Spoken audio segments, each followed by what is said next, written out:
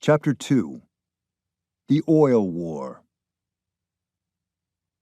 He, John D. Rockefeller Sr., was simple and frugal in his habits. He never went to the theater, never drank wine. He was a devoted husband, and he gave much time to the training of his children, seeking to develop in them his own habits of economy and of charity. Yet he was willing to strain every nerve to obtain for himself special and illegal privileges from the railroads, which were bound to ruin every man in the oil business not sharing them with him. Ida Tarbell. The Oil War of 1872. McClure's Magazine, January 1903. With the borrowed cash from the Bank of Cleveland, Rockefeller dissolved his partnership with Maurice Clark for $72,000 and formed a company that would become known as Standard Oil. As soon as the company was formed, he met in secret with Jay Gould, who granted him a whopping 75% on transportation cost in exchange for a guarantee of shipments of 60 railroad cars filled with oil from Rockefeller's new refinery. Gould, as John D. had planned, also agreed to provide a 25% rebate on all the oil shipped by Rockefeller's competitors on the Erie Railroad. Due to unlimited finances, John D. was able to construct a refinery that was larger and better planned and equipped than the other oil operations. He also purchased his own barrel-making plant, which contained timber-drying facilities. He manufactured his own sulfuric acid and came up with a means to recover it for reuse. Wealth from waste. The enormous size of his new refinery permitted Rockefeller to handle all the waste products from the burning of kerosene. He began manufacturing high-quality lubricating oil that quickly replaced lard oil as a lubricant for machinery. And the gasoline, which other refiners surreptitiously dumped into the Cuyahoga River at night, the river often caught fire, Rockefeller used as fuel.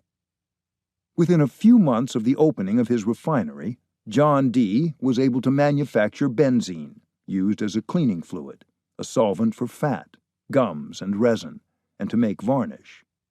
Paraffin, insoluble in water, used for making candles, waterproofing paper, preservative coatings, etc., and petrolatum, used as a basis for ointments and as a protective dressing, as a local application in inflammation of mucous membrane, as an intestinal lubricant, etc., and white petrolatum later marketed under the brand name Vaseline.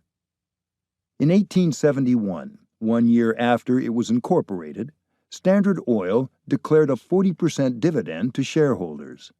Millions of dollars began to pour into the coffers of the new oil company from Wall Street bankers and speculators to stake John D.'s mission of obtaining more and more volume-based shipping rebates from the railroads in order to gain sole control of America's burgeoning oil industry. The rebate plan unleashed. By this time, Rockefeller had cemented a deal for rebates with other railroads, including Pennsylvania Central, with the help of Jacob Schiff, a Rothschild lackey who had become a partner in Kuhn, Loeb and Company, one of America's largest banks. John D. now set up the South Improvement Company. This company was used to funnel the rebates to Standard Oil and to pressure the railroad owners to raise the rates for Rockefeller's competitors so that he could receive a kickback from all their shipments. Ida Tarbell, the daughter of a Cleveland refinery owner, later recalled how her father attempted to understand the events that produced a sudden and devastating impact on his business. On the morning of February 26, 1872, she wrote, the oil men read in their morning papers that the rise in freight rates, which had been threatening, had come. Moreover, that all members of the South Improvement Company were exempt from the advance. At the news, all oildom rushed into the streets. Nobody waited to find out his neighbor's opinion. On every lip there was but one word, and that was conspiracy. The Mephistopheles of Cleveland. In accordance with his backdoor deal, the rate of freight from the oil regions increased 100%. Standard Oil shipped its own oil at $1 a barrel cheaper than anyone else, and received $1 a barrel rake-off from every barrel shipped by its competitors. A wave of backlash arose against Rockefeller.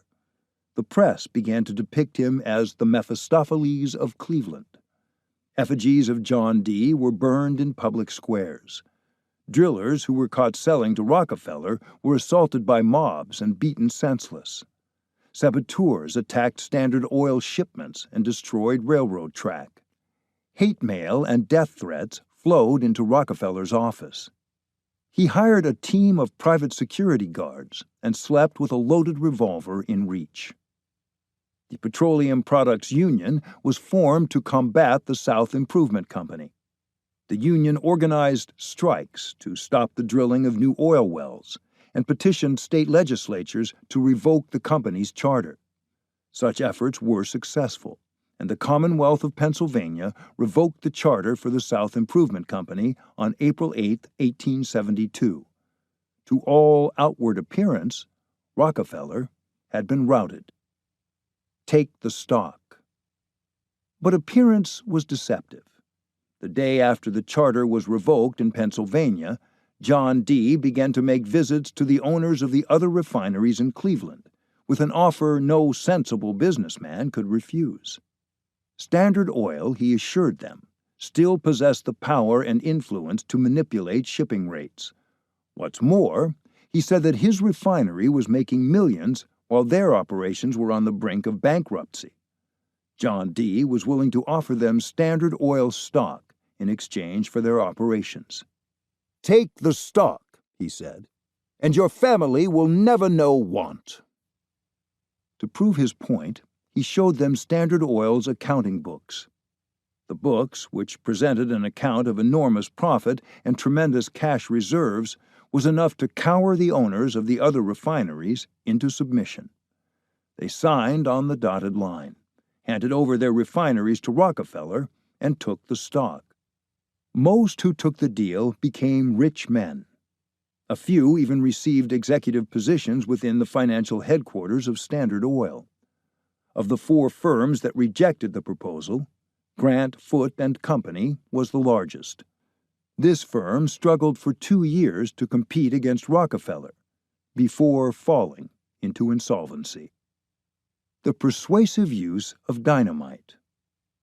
Throughout the next decade, when a new oil company opened and attempted to compete with Standard Oil, John D. resorted to violence, dispatching his henchmen to make use of the modern weapon of dynamite. In The Robber Barons, Matthew Josephson writes, "In Buffalo, the Vacuum Oil Company, one of the dummy creatures of the Standard Oil system, became disturbed one day by the advent of a vigorous competitor who built a sizable refinery and located it favorably upon the waterfront. The officers of Vacuum conducted at first a furtive campaign of intimidation. Then, emboldened, or more desperate, they approached the chief mechanic of the enemy refinery, holding whispered conferences with him in a rowboat on Lake Erie. He was asked to do something.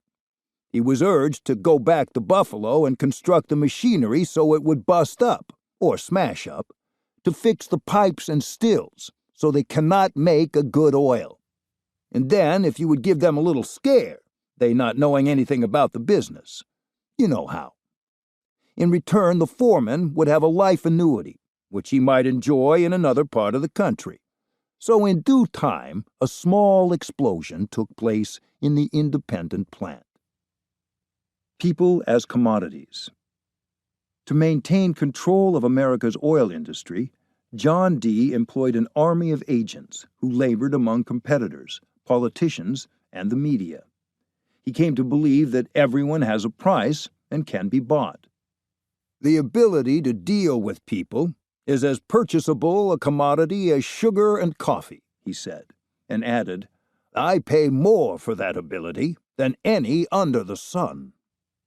After the Oil War of 1872, Rockefeller's industrial espionage system became the most elaborate, most successful, and most sophisticated in the country. In the Rockefeller family portrait, biographer William Manchester writes, "The trouble with fighting John D. was that you never knew where he was. He ran his company as though it were a branch of the CIA. All important messages were in code. Baltimore was droplet. Philadelphia, drugget. Refiners were doubters. The Standard itself, doxy. Shadowy men came and went by his front door. Shadowy companies used his back door as a mailing address. For a long time, the public didn't realize how powerful he was because he kept insisting he was battling firms that he secretly owned outright. His real rivals were forever discovering that their most trusted officers were in his pocket. The tentacles of the octopus were everywhere." I am Mr. Rockefeller. To his competitors, John D. was a vampire, capable of draining the last ounce of oil from a competitor's business, and willing to drive them into bankruptcy by any means possible, even force. This image of Rockefeller was intensified by his affliction with alopecia, a condition that resulted in the total loss of his body hair. The disease resulted in transforming John D. from a dapper mustachioed figure with brown hair and long sideburns into a bald ogre. The change in Rockefeller's appearance was drastic and startling. Soon after losing his hair, John D. attended a dinner hosted by J.P. Morgan and sat down next to Charles Schwab, the owner of Bethlehem Steel. "I see you don't know me, Charlie," he said. "I am Mr. Rockefeller." A Jekyll and Hyde personality. But, like Mr. Hyde, Rockefeller was capable of transforming into a benign Dr. Jekyll. On Sunday mornings, he assumed his place as a parishioner at the Euclid Street Baptist Mission Church, where he provided half of its annual budget. As the superintendent of the church's Sunday school, he railed against such unholy activities as smoking, dancing, card-playing, billiards, and attending the theater. He labeled liquor the devil's brew and was a founding father of the Anti-Saloon League. John D.'s religiosity enabled him to believe that he was singled out by Almighty God to acquire enormous wealth and to preside over the oil empire. "God gave me my money," he proclaimed on many occasions. This belief was not a pious claim, but rather an unshakable conviction. Since Standard Oil was God's favored company, just as assuredly as Israel was God's promised land, anyone who dared to challenge Rockefeller's monopoly was acting against the will of Almighty God. "Competition is a sin," John D. said.